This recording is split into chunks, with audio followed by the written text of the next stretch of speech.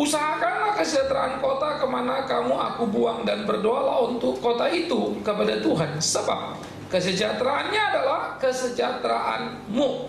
Saudara, menarik. Gereja diperhadapkan kepada satu situasi, bukan berkarya baik kondisi, tetapi berkarya menciptakan kondisi. Ya, jadi bukan apa yang terjadi lalu mesti kita bagaimana begitu bereaksi. No, gereja itu beraksi. Ini yang menjadi sangat penting. Sehingga ketika orang Israel adalah menjadi orang-orang buangan di Babel, Yeremia justru meneriakkan bagaimana sebagai orang buangan mereka harus berkarya nyata, mengusahakan kesejahteraan kota. Wow, hebat sekali. Lah, ini kan kita status buangan, kita kan status payah, kan begitu ya. Bagaimana kita disuruh berkarya? Ya, hidup aja udah bagus. Ya, saya pikir itu alasan klasik yang selalu akan kita pakai. Sehingga saudara-saudara yang kekasih, kalau kemudian kita berpikir menghidupi diri saja sudah susah, kenapa saya mesti repot-repot pikirkan yang lain? Itu sebab saya katakan tadi, bergereja bukan bagaimana menjalankan ritual gereja. Bergereja bukan sekedar bagaimana membuat dan menjalankan program kita. Bergereja bukan sekedar itu, tetapi lebih daripada itu memainkan peran kita. Bergereja bukan reaksi terhadap apa yang terjadi. Bergereja itu beraksi untuk mempengaruhi. Karena itu ketika Israel, dalam hal ini kerajaan Yehuda, terbuang di Babel sebagai orang buangan, mereka dituntut supaya mensejahterakan kesejahteraan kota yang menjajah mereka, yang menjadikan mereka orang buangan. Bagaimana itu?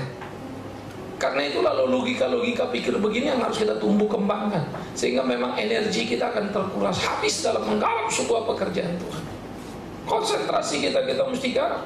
Tidak jadi penting apa yang orang lakukan pada kita, tidak menjadi penting apa yang kita punya, tapi jadi penting apa yang harus kita lakukan. Apapun yang kita butuhkan, kalau Tuhan mau, itu urusan sederhana. Tapi apa yang harus kita lakukan, itu kita ngerti dulu.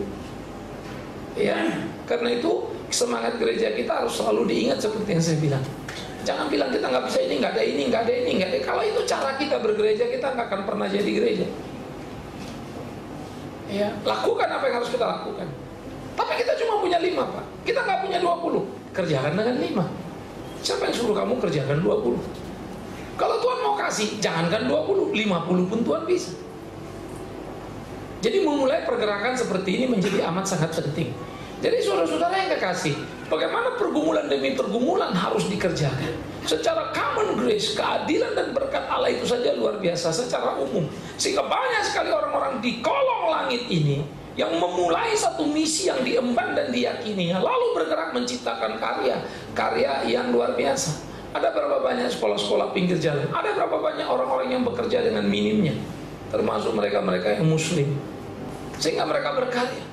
Ada berapa banyak taman bacaan yang datang dari buku-buku bekas, itu luar biasa setengah mati. Saya menemukan sarjana-sarjana dengan idealisme yang tinggi. Bukan bagaimana sarjana lalu dia mencapai dan mencari gaji tinggi, tetapi pengabdian yang tinggi. Bagi saya itu mengagumkan, saudara.